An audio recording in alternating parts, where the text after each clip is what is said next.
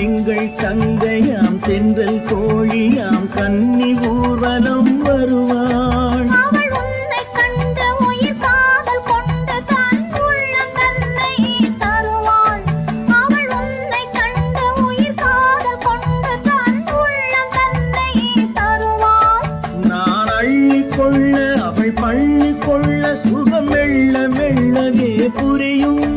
நான் அள்ளி கொள்ள அவள் பள்ளி கொள்ள சுகம் மெல்ல மெல்லவே புரியும். கை தொடுவாள்